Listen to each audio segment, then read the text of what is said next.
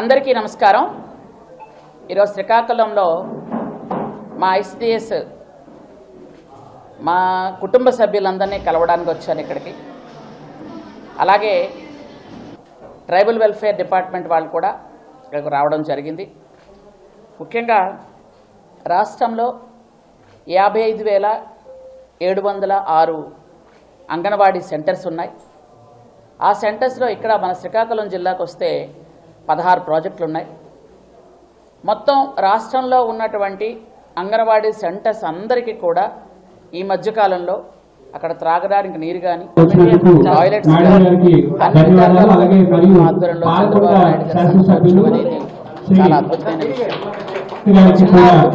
అట్లాంటి చిన్నారులని పూర్తిగా భరోసా ఇచ్చి నమ్మకంతో మా అంగన్వాడీ సెంటర్లకు పంపిస్తున్నటువంటి తల్లిదండ్రులందరి నమ్మకాన్ని మేము ఒమ్ము చేయకుండా వాళ్ళని జాగ్రత్తగా చూసుకుంటూ వాళ్ళకి పౌష్టికాహారం ఇస్తూ వాళ్ళకి ఆడుకోవడానికి కూడా మేము ఈ మధ్యకాలంలో టాయ్స్ కూడా ఇవ్వడం జరిగింది.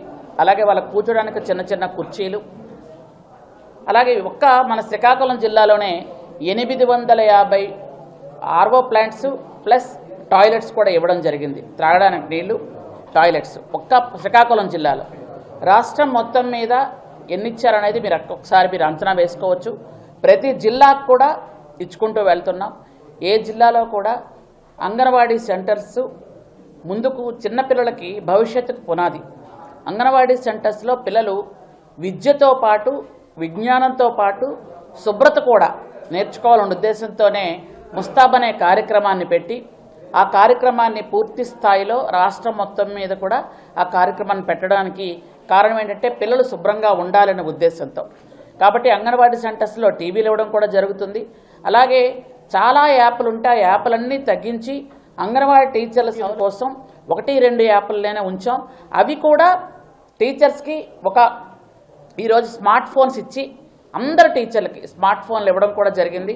అలా ఆ స్మార్ట్ ఫోన్స్తో వాళ్ళు చేసినటువంటి పనిని మనం సెంటర్స్లో ఉన్నటువంటి పని అంతా కూడా హెడ్ ఆఫీస్కి పంపించడం కూడా జరుగుతుంది. కాబట్టి అది కూడా టీచర్స్ అందరికి ఇవ్వడం జరిగింది.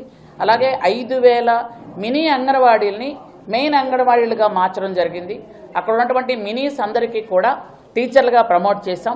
అక్కడ 5,000 ఆయాలను కూడా అతి త్వరలో మేము తీయడం కూడా జరుగుతుంది. ఇంకా 2,000 మినీ అంగన్వాడీస్ కూడా ఉన్నాయి.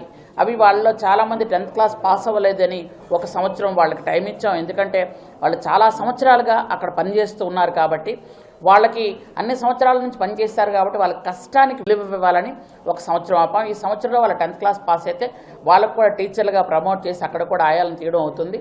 అలాగే అంగన్వాడీ టీచర్లు అందరూ ఒక గ్రాడ్యుయేట్ కూడా ఇచ్చినటువంటి ఏకైక ప్రభుత్వం ఏది అంటే కూటమి ప్రభుత్వం. అది చంద్రబాబు నాయుడు గారి ఆధ్వర్యంలోనే జరిగింది. అలాగే మనకున్నటువంటి దాదాపు 150,000 మంది మొత్తం స్టాఫ్ ఉన్నారు ఉమెన్ అండ్ చైల్డ్ వెల్ఫేర్లో. వీళ్ళందరికీ కూడా అన్ని రకాలుగా ఏ ఇబ్బందులు లేకుండా ప్రభుత్వం అన్ని విధాలుగా దృష్టి పెట్టడం జరుగుతుంది. వాళ్ళ జీతాలు కూడా ప్రతి 1వ తేదీకి జీతాలు పడే విధంగా అన్ని కూడా కార్యక్రమాలు చేస్తున్నాం.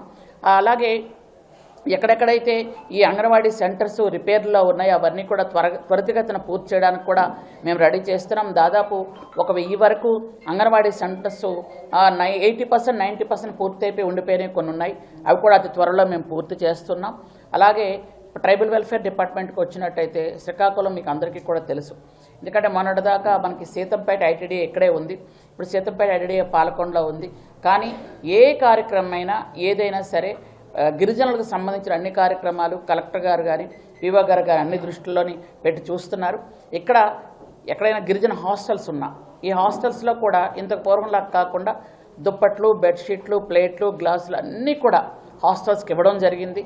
అలాగే పిల్లల తాలూకా శుభ్రతను పాటిస్తూ వాళ్ళకి యూనిఫామ్ కానీ బుక్స్ కానీ అలాగే షూలు కానీ బ్యాగ్స్ కానీ మంచి నాణ్యమైనవి ఇచ్చి వాళ్ళందరినీ విద్యను ప్రోత్సహిస్తున్నాం.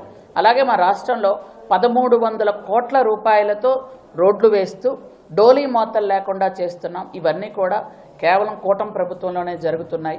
ఈ సంవత్సరంన్నర కాలంలోనే మనం చేస్తున్నటువంటి అభివృద్ధి మీరు అంతా కూడా చూస్తున్నారు. ఇవన్నీ కూడా చేసుకుంటూ వెళ్తున్న నా 2 శాఖల్లో కూడా అందరూ కూడా చక్కగా పనిచేస్తున్నారు. పని చేయబట్టే ఈరోజు women and child welfare department మన ఇండియా మొత్తం మీద అన్ని డిపార్ట్మెంట్లో ఉమెన్ అండ్ చైల్డ్ వెల్ఫేర్ గత నెలలో చూసుకున్నట్టయితే ఫస్ట్ వచ్చింది. ఎక్కడంటే పిల్లలకి అంటే గర్భిణీలకి సిజేరియన్ ఆపరేషన్ లేకుండా నార్మల్ డెలివరీలు చేయడంలో మన ఉత్తరాంధ్ర ఫస్ట్ ఉంది.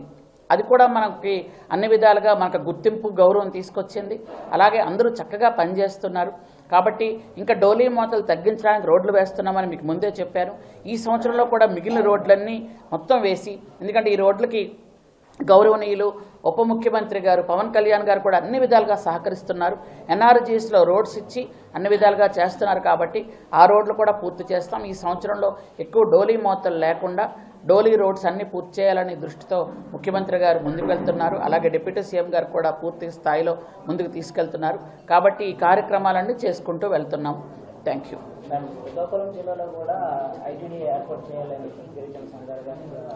ఆ ప్రతిపాదన ఉందండి ఆల్రెడీ. ఆ ప్రతిపాదన మనం ఆల్రెడీ ఒక ప్రతిపాదన తీసుకొచ్చారు. 2-3 స్థలాల ప్రతిపాదన తీసుకురావడం జరిగింది. ఇది ఆల్రెడీ అసెంబ్లీలో కూడా చర్చ జరిగింది. ఏ ఏరియాలో పెడితే అందరికీ అనువుగా ఉంటుంది అనే ఉద్దేశంతో ఇక్కడ ఒక మీటింగ్ పెట్టుకొని ఆ మీటింగ్ చేసిన తర్వాత మంత్రులు ఎమ్మెల్యేలు అందరూ కూడా ఒక మాట అనుకొని ఒక తీర్మానం చేసి ఇచ్చిన తర్వాత దాన్ని ముందుకు తీసుకెళ్ళడం జరుగుతుందండి.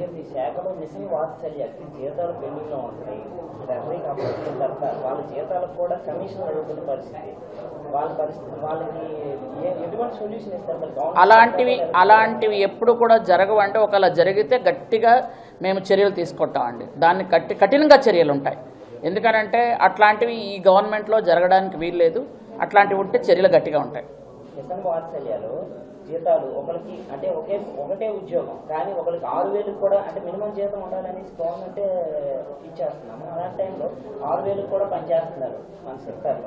Yes of course. ఎందుకంటే మీకు పరిస్థితి బట్టి కేడర్ బట్టి జీతాలు ఉంటాయి. ఎందుకంటే కొంతమంది తక్కువ మొదట వచ్చిన వాళ్ళకి 6,000 ఉండొచ్చు, 5,000 ఉండొచ్చు, కొంతమందికి ఉండొచ్చు. వాళ్ళకి ప్రమోషన్స్ కూడా వెళ్తాయి. ఎందుకంటే గత గవర్నమెంట్లో 5,000 రూపాయలకి లక్షల మంది జీతాలకి పనిచేశారు. 5,000 రూపాయల జీతం కూడా పనిచేశారు కదా గత గవర్నమెంట్లో. మేము వాలంటీర్లు పెట్టి ఏదో కార్యకర్తలకు ఉద్యోగాలు ఇచ్చేయట్లేదు. అక్కడ వాళ్ళు ఉన్నటువంటి పరిస్థితి బట్టి జీతాలు ఇచ్చినప్పుడు పీడీ గారు అది చూసుకోండి, కొంచెం మిషన్ వాత్సల్యం ఏదో ఉందంటున్నారు. అట్లాంటివి ఏవైనా ఉంటే కఠినంగా చర్య తీసుకుంటాం.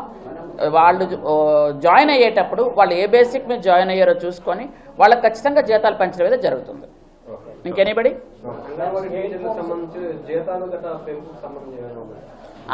అదే మీకు ఇంతవరకు చెప్పాను. వాళ్ళు ఇచ్చిన 10 కోరికల్లో 9 కోరికలు ఆల్రెడీ అయిపోయినాయి. ఇప్పుడు ఏంటంటే అంగన్వాడీ ఉద్యోగస్తుల జీతాలు పెంచడం అనేది ముఖ్యమంత్రి గారి దృష్టిలో ఉంది. సానుకూలంగానే స్పందిస్తున్నారు. దాన్ని ఎందుకంటే మీకు అందరికి కూడా తెలుసు, గత 5 సంవత్సరాలు ఎంత విధ్వంస పాలన నుండి మనం బయటకు వచ్చామో. ఇప్పుడు ఏంటంటే ఒకటి కోటి చేసుకెళ్తున్నాం. మహిళలని కేవలం మహిళల దృష్టి మీద పెట్టుకొని మీకు ఇంతవరకు చెప్పాను, మినీస్ మెయిన్గా మార్చడం కానీ, వాళ్ళకి సెల్ ఫోన్లు ఇవ్వడం కానీ, వాళ్ళకి గ్రాడ్యుయేటీ, ఎందుకంటే అంగన్వాడీస్కి గ్రాడ్యుయేటీ అనేది ఏ రాష్ట్రంలో కూడా లేదు, మనమే ఇస్తున్నాం. గ్రాడ్యుయేటీ ఇవ్వడం కానీ చాలా రాష్ట్రాల్లో కంటే మనమే ఎక్కువ జీతం ఇస్తున్నాం. చంద్రబాబు నాయుడు గారు ముఖ్యమంత్రిగా ఉండేటప్పుడు వాళ్ళకి పెంచిన జీతమే ఇది.